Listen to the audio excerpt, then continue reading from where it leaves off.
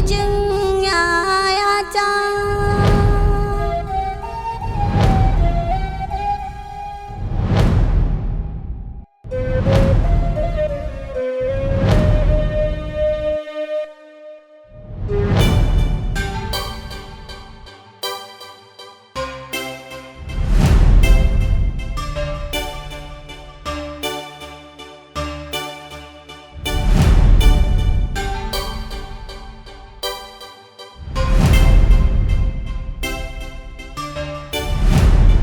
Lafiya Anisa. Ni da mijin yayata. Dai kwaɗayin mi aure. Lallai sai na tabbatarwa da Aisha cewa ƙuduri da burina akan Sadiq gaskiya ne. Sai na tabbatar mata da cewa Sadiq nawa ne ni kaɗai. Mahaukaciya kawai. Ai na ɗauka wani abin ne kuma faruwa. Ashe wannan haukan bai rabu da ke ba ko? Umma kenan. Ban ji zafi ba da kika ce min mahaukaciya, saboda ni na ɗauki haka ɗin a matsayin ƙalubale na soyayya. Amma tabbas zan ji zafi idan na rasa shi a rayuwata. Anisa, ba na jin daɗi idan ina ganin ki a cikin irin wannan yanayi. Hankali na tashi yake yi sosai.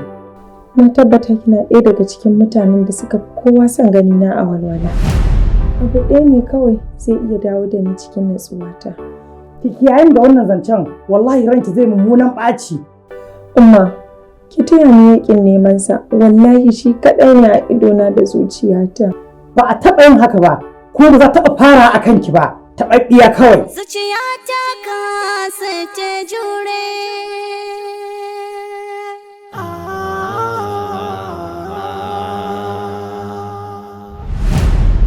Ƙarya ne, babu wata mace da ta isa ta raba ni da mijina, matuƙar da numfashi yake. Wallahi a shirye nake na aikata komai akan mijina. Ban damu ba, ban damu da abin da zai biyo baya ba. Na tabbata zan shiga cikin tarihin da duniya za ta yi alfahari da ni. Sannan ba za a taɓa mantawa da sunana ba har lokacin da za a tashi duniya. Ba zan so haka. Ba zan so haka ba Aisha. Ni ne zan kasance mutum na farko da zan yi kir da wannan al'amari. Sai na masoyinki na farko kuma na ƙarshe a duniya. Ba zan bari ba. Ba zan bari ki aji mummunan tarihi a duniya ba Aisha. Wannan ba abin alfahari ba ne. Kana son ka ce min na haukace ne? Subhanallah. Aisha, bayanai na abu da suke ba sa buƙatar dole. Bai kamata ki min mummunan fahimta ba. Da wuce ta shigo gidan nan a matsayin kishiya ta kashe ni da bakin ciki. Gwara in kashe ta da hannuna kafin ta aure ka. Na yarda ni ma a kashe ni. Ki haƙuri Aisha. Ki haƙuri don Allah. Ba na so in dinga miki a cikin irin wannan yanayi. Zuciyata tana min zafi. Ba na so ki rasa hayyacin. Hayyacina? Menene amfanin su? Alhalin kai da kanka barazana ake min da raba ni da kanka. Wallahi Sadiq, a kanka sai inda ƙarfi na ya ƙare ko ka bani goyon baya ko kuma ka ƙyale ni ne yakin da kaina har zuwa lokacin da mahaukaciyar da take tunanin za ta mallake ka a matsayin miji za ta gane cewa ba a zuwa lahira a dawo duniya. Kwakwalwa ta fahimta ta ki ta tantance ga idanu sun fusatawa za ya magance ga kishirwar haramci za a yi kwace wagga gobarar daji walla illa ce duniya hayakinta babarin riba ce wa yake ganin wannan za a labince tun da dai zaman tilas ba za a daina ba. Dama gurinki zan je, dama zuwa gurinki zan yi domin na yi miki kashe din sace zuciyar abin ƙaunata da kika yi da irin waɗannan asire-asiren naku na 'yan zamani. Ni ko sai lillahi gaskiya baiwar Allah kin ci kai. Ni da ban san ki ba, ban taba ganin ki ba sai yanzu nan ki zo kina min wasu maganganu na banza. Ni ba mahaukaciya bace, da hankali na sarai. kuma na san abin da nake faɗa. Sannan na san kin san wanda nake nufi Anwar. Kash, amma wallahi kin ji kunya, kuma wallahi ne kin bani mamaki. Wane ne kuma Anwar? Ban gane abin da kike nufi ba. Yanzu kuwa zan ganar da ke. Ke bari ki ji in faɗa miki. Kin ga kakkab duniyar nan a tattara maza a ce sun ƙare? To wallahi na zaɓi zaman gidanmu don ni ban ga abin da zan yi da Anwar. Kuma bari ki ji na faɗa miki. Ko ɗaura min shi aka yi a ƙafata sai na kwance shi, saboda sam baya cikin lissafin rayuwata. To amma me dalilin da duk duniyar nan babu ƴa macen da yake tunanowa a ransa in baki ba? Wannan kuma shi zaki je ki tambaya. Ni ba ni da amsar wannan tambayar haukar taku. Ku je can ku ƙarata da ke da Anwar ɗin. Lallai akwai renin hankali a tattare da wannan yarinya. Ba laifinki bane, amma mu zuba mu gani.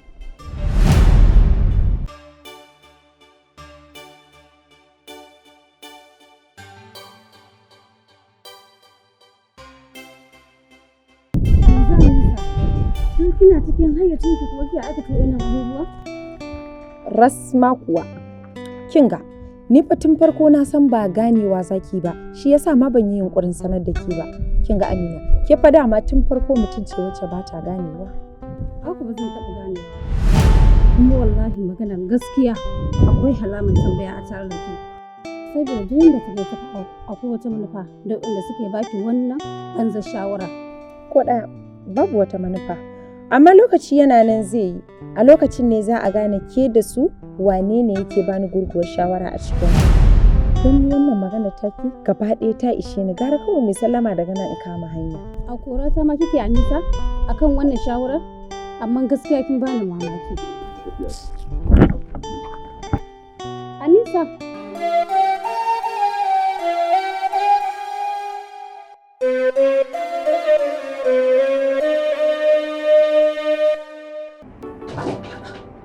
Ba zai yi ba, akwai matsala, akwai gagarumin matsala. Matsala kuma me faru?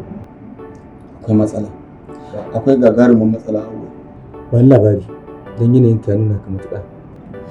'Yan uwan juna biyu suna ƙoƙarin farraƙewa a dalilina, suna ƙoƙarin ganin bayan juna a dalilina a wurin. Ni? Wallahi saura kaɗan Aisha ta cakawa Anisa wuƙa. Da ba don Allah ya kawo ni cikin gidan ba a wannan lokacin. Da yanzu tuni Aisha ta ajiye wani mummunan labari wanda ba zai taɓa gogewa ba a tarihin rayuwarmu. To lallai ku ya kamata ne a zauna da su domin a daidaita su. Ba za su yadda ba, ba za su yadda ba Auwal. A kan me ba su yadda ba? A daina suke ganin kansu a 'yan uwan juna, amma ina a yanzu sun koma maƙiyan juna. Ina baƙin ciki da takaici ta yadda Aisha ta kasa gane cewa ni Sadiq ba zan iya zama da wata mace ba face ita. Har take tunanin wani zan yi auren kanwarta Anisa wacce suke uwa ɗaya uba ɗaya. Kuma ya kamata ta gane cewa ma kai magana ɗaya kake. Ba ta gane ba, idan ta ya rufe Auwal, ba ta taɓa ganewa ba. Dole kai ne za ka gane da ita. Ba zan iya ba, ba zan iya ba Auwal. Dole kuma sai ka koyi yadda za ka iya gane da ita, saboda hakan ne zai sa ka samu kwanciyar hankali a cikin gidanka da matarka. Sai yanzu na gane cewa kishi hauka ne, kuma idan ya yawa ma wallahi yana iya hallaka mutum. Wannan haka yake, gaskiya ne, kuma ita kanta soyayya dama babu abin da yake tattare da ita in ba na dama ba. Banda tamu, banda soyayyar mu da Aisha Auwal, wallahi a tamu soyayyar babu nadama. Haka ne, ba da ku nake ba, amma ka je ka bibi tarihin yadda soyayya take, ka tambaya ka ji duk waɗanda suka yi soyayya menene hana su zama aure, ko kuma menene hana su zama tare, ko kuma idan an yi auren me yayi sa ba za su zauna tare ba.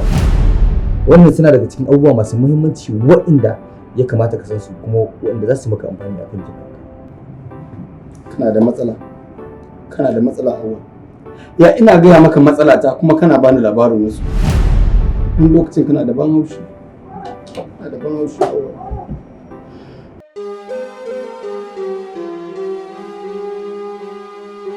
Kaga malam, ni ka zo ka hana ni zuwa inda zan je, kai kuma ka kasa cewa komai, ka zo ka yi kerere. Dan Allah ni me yasa kake da abin haushi ne? Ba abin haushi bane Anisa, soyayya ce. Soyayya? Of course. Ai kuwa kana tare da wahala. Na shirya. Ba za ka taɓa samun Anisa ba. Zan same ta. Ta yaya? Ta yadda kowa yake yi ya samu abin da yake so, ko kina ganin ba zan iya ba? Ba za ka iya ba. Zan iya. ba za ka iya ba. Shikenan. To amma ina so ki zuba ido ki sha mamaki. Mamaki? Ai na daɗe ina mamaki. Na daɗe ina mamakin yadda ka kasa fahimta cewa ba a soyayya da ni. So jinin jiki ne, haka kuma gaman jini ne. Ina fata za ka fahimci wannan. Zuci ba ƙashi cikinta sai ta san gari. Mutukar akan wannan batun ne. Ina mai tabbatar miki ba zan fahimce ki ba Anisa. Ba zan fahimce ki. Ce ga idanu sun Ɗalibu kana da aiki. Ka gani ina da abubuwan zan yi wa garin jima'i ko zuwa kana yin su. Dalila kuma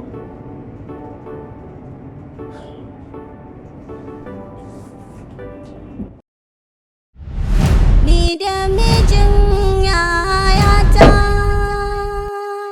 nai kwaɗayin mi aure zuciyata